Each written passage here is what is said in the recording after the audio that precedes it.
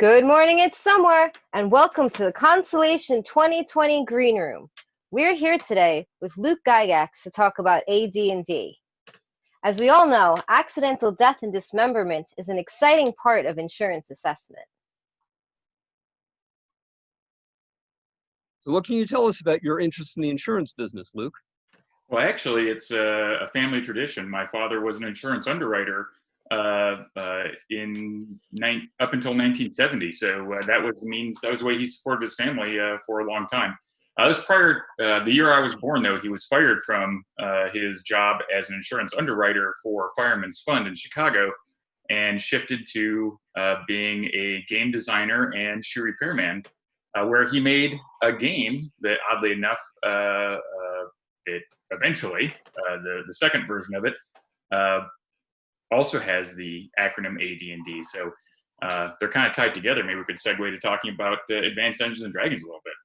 That's very exciting. So we're going to talk about shoe repair for the next half hour then. I'm really excited to hear about this. Yeah, actually, my dad made shoes for the local monastery. That was the shoes that he made. Otherwise, he was mostly doing shoe repair. But my mom said those shoes were so ugly and uncomfortable, only a monk would wear them, about his leather sandals.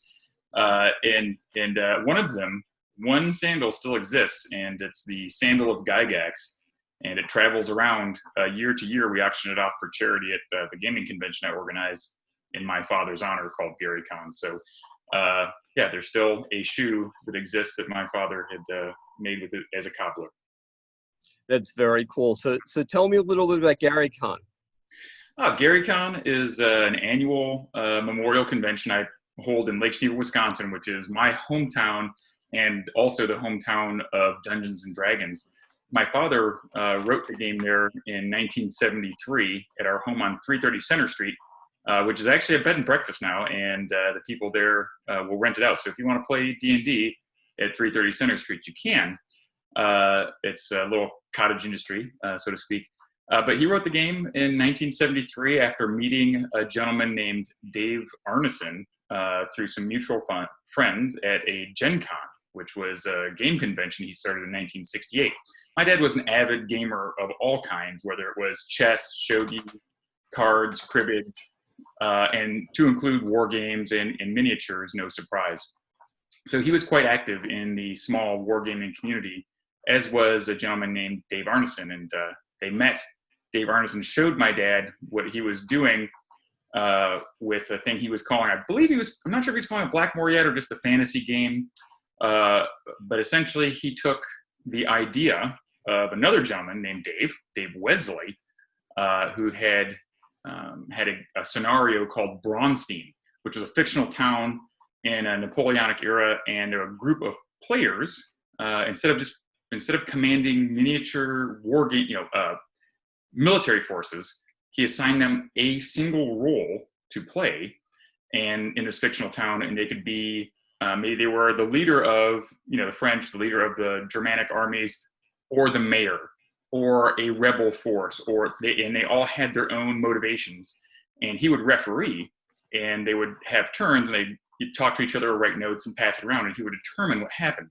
So this was, you were playing a person, so it was a single role, and there was a referee there to determine what happened. So that was kind of the spark that started the role-playing industry. And then Dave Arneson thought it would be cool to have a fantasy version of that, and he had people start exploring underground and carrying over from scenario to scenario any gains that you made. So you could play the same person, and in fact, my understanding of it is you played yourself. So I would have been Luke the Warlock, or whatever it was, or Luke the Great. But that's who you were, and then you didn't really have any set rules for it. It was in his head, but he would let you keep notes on things, and you'd carry over from event to event. So my father saw this, and of course he was a great fan of fantasy. He'd created a set of rules called Chainmail Rules with a fantasy supplement in, I think it was 1971 or something like that. So right about that same time, the fantasy supplement was out for Chainmail, where you could play a hero or a wizard and fight an ogre, things like that, or giant, right? And there was also man-to-man combat rules in chainmail. So war games, generally one little miniature would represent 20 or 100 people, something like that. This was shrank down to single person fighting another single person. So you kind of see that kind of where all this kind of came together. And my dad saw the promise and where this could go. And his genius, in my opinion, of course, I'm a little biased. He's my dad, so but I think objectively we can say his great contribution was taking all those elements, the fantasy stuff that he had created, the idea of carrying things from game to game, and that experience per se, and then of course the spark from Dave Wesley. And there's another guy I forgot, Dave McGarry, a good guy, still comes to GaryCon. He created a game called Dungeon, which I learned from Dave, talking to him at GaryCon because I was a little boy. That was a contemporary of Dungeons & Dragons, the design of Dungeons & Dragons. He just didn't get it published until afterwards. He had a hard time getting it published. But this was meant to be kind of like your self-adventure, because he didn't want a referee, and there wasn't enough games. So he created the board game Dungeon, which was a lot of fun. So the three Daves and my father, they all had these ideas. He fused them together, made a coherent rule set that could be communicated to other people. And then, of course, after that, he was a prolific creator of material and adventure scenarios that became iconic in his own world of Greyhawk. So, Did you pick up that gene? I understand you've done some design work too. Yeah, I have. So at GaryCon, we get together and we play all sorts of games. It's not just Dungeons and Dragons, and it is Dungeons and Dragons. It's from, you can play Braunstein. If you want to go all the way back to the roots of Dungeons and Dragons, you can play with Dave Wesley, and you can go and play 5e with the creators from Wizards of the Coast who have attended over the last several years as well. And there's every type of game, board game. My little brother likes to play Magic the Gathering. I'm not such a big fan of that game, but he loves it. And so we have it there too. So there's all sorts of games there. But yes, as far as the creative side goes, I create a module every year for GaryCon to use as the GaryCon tournament module. And when I first started doing this, I think it was GaryCon 4. I kind of think I did it backwards. I was trying to think of what my adventure would be. And I ended up just saying, well, geez, I need to figure out where is this going to be? And so I decided I would make my own setting up, which I called Okrim in the Blighted Lands, in the world of Okrim, the Blighted Lands. And it's essentially a science fantasy sort of setting. So a great magical cataclysm turned this land into a wasteland where it's hot. There's, black sand, even glass in some places, like it was nuked. And the weather is terrible there. But the ancient civilization that was there previously has many hidden relics of great power that are buried in the sands of the Blighted Lands. And so adventurers are drawn to it to adventure in and see the strange creatures that have been magically mutated and twisted and these sorts of things. So that's the world of Okrim and the Blighted Lands. And I plan on making those available to people outside of GaryCon here shortly. I usually write them and only do it with partners. I partnered with some really fantastic writers to create these adventures. James Ward helped me on the first 3 of them. We were partnered together with that. Christopher Clark has been involved in, several of them. And then just last year, I had Jeff Talanian, the author of Astonishing Swordsmen and Sorcerers of Hyperborea, and also was good friends with my father towards the end of his life as well, and worked with him. We partnered for The Trouble at Loch Geneva, which is a module set in that world. Very, very cool. Yeah, typically I only print like 100 of them or 150 and just sell them at GaryCon, and it's more of an homage to my father than like a commercial venture. My real job is I'm in the military. I'm a lieutenant colonel these days. I've been in 30 years. So did 10 years as an enlisted soldier, and then I'm in the full-time in the California National Guard now, and work with the 224 Sustainment Brigade, which ironically has the motto, the Dragon Slayers. So I thought I wonder how that happened. Yeah, well, I didn't do it. You were the Dragon Slayers when I got there. So and that's their symbol. So that's pretty. is the Oak Room stuff your only involvement with GaryCon, or are you actually kind of involved in running it, or? Oh yes, yes. So I'm the founder of GaryCon. So with my brothers and sisters, we host it. But the majority of the work is done with the GaryCon staff and myself. And I'm very blessed to have some great people, some core folks who are helping me out. And I always want to give those guys a shout out. So Dave Conant, Skip Williams, Mike No, our Caroline Burke's very central to running this convention, and I get a lot of help from the community. So it's really a family. People tell me it feels like a family reunion with with the people they wish or they would want to be their family, their gaming family, and we get together and, like I said, play all sorts of games, tell stories, make new adventures, make new friends, and a lot of new ventures, a lot of new gaming ventures come out of conventions, just as old Gen Con in the early 70s. When creative minds get together, sometimes ideas are sparked up and new games and new systems and new adventures. So were you able to do GaryCon this year, or did it become one of the victims of COVID? Oh, I tell you what, GaryCon, I believe, was the first tabletop gaming convention that had to shift from a physical convention to all virtual. And GaryCon is really, in the past, had been solely about, not solely, but 98% about gaming in person. We had a very small virtual contingent the year prior to that, but it was probably 20 games or something along those lines. It was very small. And the focus was on the physical. And we did some streaming and things of that nature. But this year, there was a emergency. The governor declared a state of emergency. And just from looking at all the risk that was out there and the age and everything of our guests and attendees, it just wasn't possible. It wasn't responsible. It wasn't the right thing to do. And so we shifted to an all virtual convention, and we had, 2,000 participants, I believe, and 600 events. And we shifted that inside of 10 days. We were able 2,000 people inside. That's pretty impressive. Once again, that was not, I would love to take credit for that, but that really was a team effort. Everybody pulled out all the stops and poured their hearts into it. Of course, the COVID problem created more work for me as a National Guardsman. One of our missions is to help the state, the citizens of the state.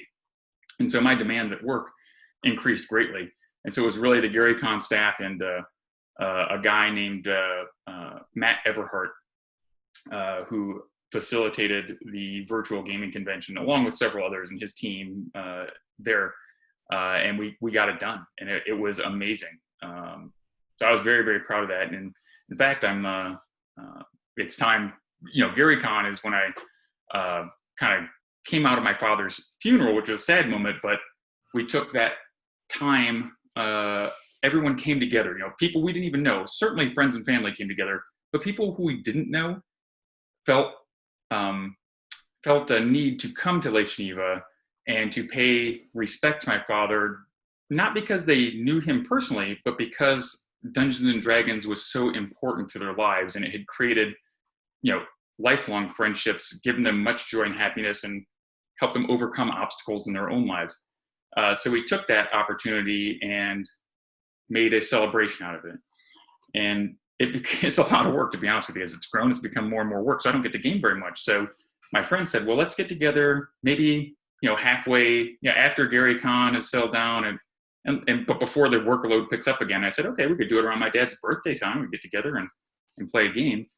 And someone suggested we stream it. How hard could it be? Let's just stream it. So I started a stream 2 years ago, or this is going to be 3 years ago now, called Founders and Legends, where I talk about the 3 Daves and my dad and other founders of the hobby, and play games with legends of today. And we're going to do that next week, and on July 18th, we'll be streaming. You can find it at garycon.com. Correction, you can't find it there. I don't know why I said that, but you can find it at GaryCon's a sponsor, so we're using the Twitch channel at twitch.tv/GaryCon, or you can go to my Facebook page or my Instagram and find information on Founders and Legends. This year, we're having some fantastic games. We've got, Matt Mercer's going to be there as kind of like one of newer people that and then Jim Ward and my brother Ernie, Tim Kask from the kind of the founder side.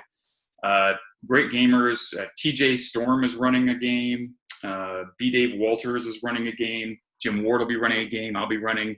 Stefan Picorni, the CEO of Dwarven Forge, fantastic guy, really entertaining. So we're doing the streaming stuff on Saturday. And I thought, well, you know what? I keep hearing in the news more about coronavirus and uptick in coronavirus cases. And that it really it bums me out because I don't know when I'm going to be able to get together and game and see my friends. And there's a great component of gaming that is being with people. Well, the next best thing we can do is create opportunities to game virtually and help us make friends. And so I thought I would make a virtual gaming event around it. And I did it on pretty short notice, just like 2 weeks ago, maybe a little less, maybe like 10 days ago. So we've got like 150 or 175 people who signed up, and that's great. The more the merrier, because I think the purpose of this is to keep our community strong, to give an opportunity for vendors to talk to people, because, man, without conventions, these guys are having a hard time getting information out and demoing their games. Putting your hands on it and hearing the creators talk to you about the game is compelling, right? So there's Kickstarter and there's other things, but a lot of people are out of work as well, so it's tough on them. So it's kind of a balance to find a way to economically bring gaming events to people, give an opportunity for those who are working and have the ability to buy some stuff, give them some swag, send them to the vendor, the companies that are out there, and hopefully they can help support them. And then we raise money for Extra Life, which is a charitable organization connected to the Children's Miracle Network. So when we buy badges and make donations during games, and if I get sponsorships from companies who during the stream they want to talk about their products and stuff, we take a portion of those proceeds and we donate it to Extra Life. And gosh, I think last year very cool. $4,000, and hopefully this year I'm shooting for $5,000. So I don't know if you know, at Concellation, the people who put this together and got us the opportunity to talk here are doing what they can to do something very similar. They've set up a virtual dealer's room to give the dealers some access to people. They're selling some swag. A portion of all that's going to charity as well. It's really exciting to see that to be the norm and to not be the exception. For me personally, by the way, when you're talking about D&D changing people's lives, it's where I met my ex-wife, which is why I have my 2 children, one of whom introduced this piece. Yes. It's had a profound effect on my life. I've run 2 different major role-play organizations, and that's been an opportunity to meet some very wonderful people, some of whom I'm still friendly with today and still involved with, and forged some very important friendships. So that stuff is really, really important. And I'm glad to hear the kind of stuff you're doing. And I got to tell you, it's kind of interesting to me to hear you say, well, we had 10 days, so we got 2,000 people together. And we had 10 days, so we put this to... The Army must be very lucky to have you. I mean, the military must be very lucky to have you. It sounds like there's some real organizational skills there. Well, I don't know. I think it might be that I've just had bad judgment or something, because I keep on taking all this extra work and creating it, and then I put a lot of time into it. But again, seriously, I am very, very blessed in that I've made some good friendships, built some good relationships. I do not do any of this alone. I'm telling you, as a team, you are stronger. You call upon your friends. There's people out there who need an opportunity to get in front of people and talk and do some things. There's people who want to showcase their skill sets. You find those people and you talk to them, and you let them help out, and you take care of them. If they're doing something, try to pay people, because good Lord, I mean, everybody's time has value. There's folks who can, there's folks who can volunteer, and that's great. And then there's other people who need help, especially now, like artists, writers and things like that. And if you're able to help them out, do it. But for the most part, gaming community gamers are good people. That's something I believe. Gamers are generally just great folks, and they want to pull together, and they will pitch in. And I just have to write some emails. I have to, do the leadership things to bring people Mm-hmm. together, and I guess to set the framework to give people the opportunity, and people will answer the call. So I guess that's maybe one of my strengths is calling people together and setting up the framework for these events to happen. But I certainly I don't want to give anyone the impression that I alone do all these things. There's some wonderful, wonderful folks who are helping me out. But you can do it too, and you should get out there. If you're, get out there. How can you contribute? Create, get a badge. It's like $5. It's on tabletop.events. Founders and Legends. $5 for a game badge. You get, I think it's approximately $200 worth of virtual swag from some great people. Fat Dragon Games, Troll Lord Games, Necromancer, Frog God. Those guys are wonderful. And then put on an event and share your favorite game with other people and give them a chance to learn about it. And you might make a new friend as well. And if you don't want to do that and you just want to play some games, that's okay too. But get an opportunity to get out there, play games, support the community, and take care of your own mental health, especially if you're self-isolating or you're staying away from others. We're social creatures. This is very important for us. Yep. And I will tell you that I think one of the reasons you're having the success you're having is you practice gratitude. Because I found that a lot of the people that really can make things work in the gaming community, the people that understand it's a community. And I have heard you say the word over and over again. You've made a point of shouting out specific people. I think that's really, really terrific, because that's how all this has ever worked for every situation that I've seen. Yeah, I think that's a good point. And I guess like in a party, in an adventuring party, it's a group of people and you all have different skill sets, right? So sure, somebody might be the party leader and calling the direction you're going or whatever, but when you encounter a creature or a puzzle or a trap, you call on specific folks to help out. And it's a team effort. And so, just like life, it's a team, life is a team sport too. We need each other. So yeah, you're absolutely right. People should be recognized for their contributions. And, I'm happy to do that because I've learned that in the military. If you take care of your people, you take care of the people in your organization, they are going to want to work for you and want to see you be successful. I think that's a life lesson. And I think I learned it around the gaming table. There's a lot of really important life skills that you learn from playing Dungeons and Dragons and other role-playing games that help you throughout life. You don't realize you don't realize the beauty of it is you don't realize you're learning those lessons. You just think you're having a good time. But it does give you a leg up. I think that's why you see a lot of gamers in successful positions. Absolutely. I mean, just simply the fact that it starts with the premise of, let's look at the world through somebody's eyes other than your own. That's an immediate empathy cue right there. And I think that's been very valuable for a lot of people. I've seen that have a profound impact on people's lives.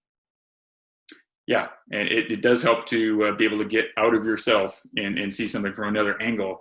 It gives you understanding, and then you can find middle ground. And I'll be honest with you, without being too real, bring too much real world stuff into this, there's a lot of divisiveness out there in the world today. It seems like in the United States, especially.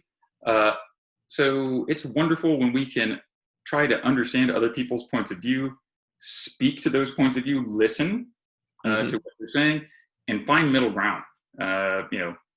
Two people shouting at each other from either side, just leads to more conflict. So trying to find that middle ground and being able to communicate is great. And I think doing that around the gaming table is a good way to start and build some commonalities and friendships.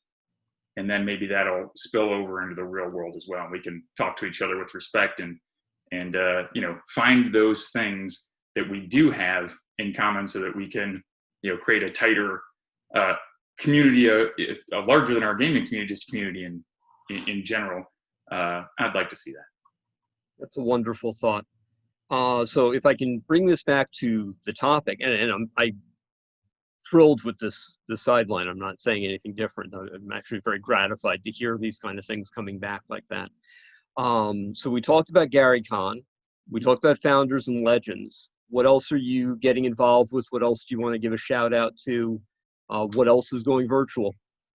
There's going to be a lot of great virtual conventions coming up. I think the next one that I might be involved with outside of Founders and Legends is my friends at Gamehole Con are doing a virtual convention in October. So that'll be worth taking a look at. They always run great events. I'm sure the virtual event will be fantastic as well. I'm writing a foreword for a book that's currently, I think it's his last week of its Kickstarter. It's the Book of Monstrous Might. And it's Brian Berg is the gentleman who's coordinating it. I've forgotten the name of the company that's doing it. Oh my gosh, I had a brain cramp there. But I'll be writing the foreword for that. It's playable races and new monsters compatible with the newest version of the most popular role-playing game in the world. So I think we know what that means. But I'll be writing the foreword for that. I'm pretty excited to be working with those guys. Brian is and his game company Total Party Kill has been at GaryCon since GaryCon 3 or 4. I think, and he's always been there doing great things. So good guy. Like to support him. He's a member of the Wizards of the Couch. I go on their program sometimes and do Whose Monster Is It Anyway, or various things like that. Wizards of the Couch is helping with Founders and Legends. They'll be running our Founders channel. So if you want to tune into their Twitch, it's twitch.tv Wizards of the Couch on Saturday. That'll get you the classic gaming, and then the GaryCon Twitch channel will get you the Legends stuff with the 5e things. But I heard you were also doing something at Comic-Con. Oh, geez. Yeah, thank you for that reminder. Yeah, last weekend. See, it's because Somebody's got to keep track of your schedule, you know. Yeah, it's not me.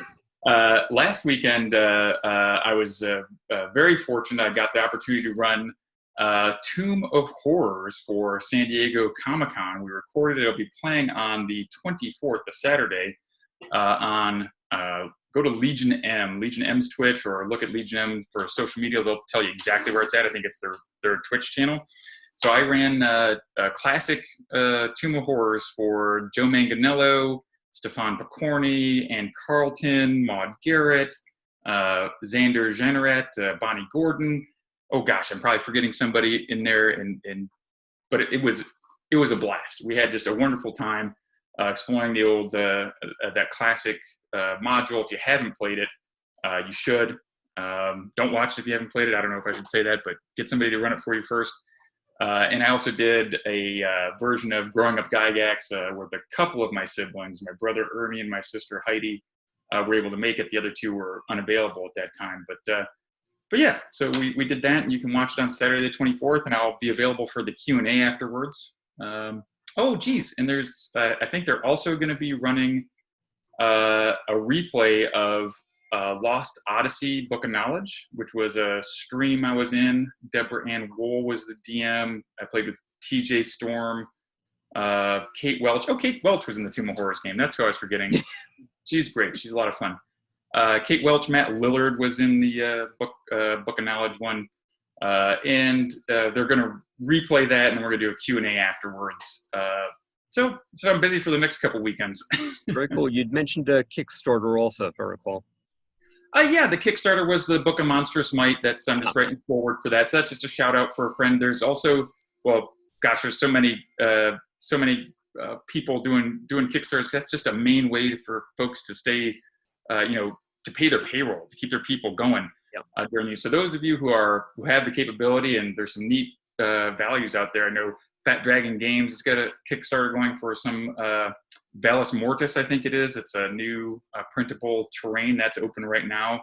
Tom Tullis is just a great guy, super good friend, and he does quality products. So take a look at that. Stefan Picorni, if you like printable terrain, Fat Dragon is wonderful. If you want to buy like the Cadillac of painted terrain, my friend Stefan at Dwarven Forge does an amazing job. In August they'll be doing another Kickstarter. August 9th they'll be doing a big Kickstarter. I forgot the name of it, but I've seen he previewed some of the stuff, the sculpts to me, and they look amazing. Very, very cool. For me, I'll be doing some Kickstarters in the future, but that's based on my Blighted Land stuff. And to be honest with you, as you can see, my schedule is pretty full. So between a job and 3 little girls and all the side projects, I also sit on the board of directors for a company that has nothing to do with gaming. So for me to get to, it's a manufacturing company that I met a friend who's a person who's a gamer as well. Learned that I've known him for a number of years, and when an opening became available on his board, they realized they needed someone with some logistical experience, which I was able to fill and provide some good advice. I think you've shown some very clear signs of logistical experience in any number of the things you've mentioned today. Sure, yeah, no, Really very exciting. There's a lot to it, and I got to thank the Army for all the training they've given me and all the faith they instill in their people to do something. And I think, oddly enough, I think there's some tie back to the way to my father in all this. He was someone who really enjoyed mentoring other people, and that's something he did throughout his lifetime. He would recognize, or people would just come to him and ask him questions about gaming, and he would answer it and then empower them to create and say, "Why don't you give it a try?" Jim Ward has a beautiful story that he tells about regarding my father. And Jim's like, we should do a science fiction version of D&D, because Jim really liked science fiction. And my dad said, yeah, you know what? You're right. We should. Why don't you write it? And that's how Jim created Metamorphosis Alpha. Yeah. Harold Johnson, who was an early TSR employee and creator and has done some things. He was at a Gen Con and he was really unhappy with the way something in the tournament was going. And he came up to my dad to complain. And so my dad said, okay, you think you have some ideas? You think you could do a better job? He's like, yeah, I could. He said, great. Why don't you go ahead? You're in charge. You go take care of it right now. And bam, he was, and he did it. And my father would find people, mentor them, give them that chance, and encourage them to try things. And the Army does that with your people too. It builds your confidence. It provides some structure for you. It gives you an idea, and it says run with it, and then coach them through and that sort of thing. So, maybe I got that gene, got that genetically as well as from the Army. But there's, that's what it's about, man. It's teamwork. Teamwork makes the dream work, as they say. That's absolutely terrific. I think we're just about up at time. This has been phenomenal. I'm going to ask you if you can give me some of the links that you mentioned so we can get them posted with the video, and we'll make sure that people can get the information they need to get to. And next time you're looking for volunteers, give me a call. I'd be more than happy to help. I'd be honored to be involved. And I suspect you're going to get other people who are going to say exactly the same thing, because that's what the gaming community is. It really is. It's a wonderful, nurturing community of friends, and I'm proud to be a gamer. And it wasn't always cool to be a gamer. I'm old enough to remember that as well. So it's kind of nice to be alive in this time when it's popular and people like it. But yeah, it's become so mainstream. It's so fascinating that when I was first involved with gaming, I was like, what is this thing are you guys like dressing up in mom's basement? And it was like, no. It's a whole different thing than that. And I remember going through that with the early internet also, that when I was involved in the late 80s in gaming online, and people were like, chat room? What's a chat room? And a message board? And so many of these things that were so edgy and so different are now very mainstream. And it's really neat that the things that we like are becoming more common. That nerd's almost a compliment nowadays as opposed to an insult, that people are getting it and communities are opening up and getting bigger. And that's a lot to do with Dungeons and Dragons, but that's another topic. That's another discussion on the benefits of Dungeons and Dragons and its impact on our popular culture today. Maybe we'll have to have you and Jim back on, or a couple other friends, and do something a little bigger next time. Thank you very much. All right, take care. Take care. Danny? And with that, we've come to the end of the show, before the show that will never start.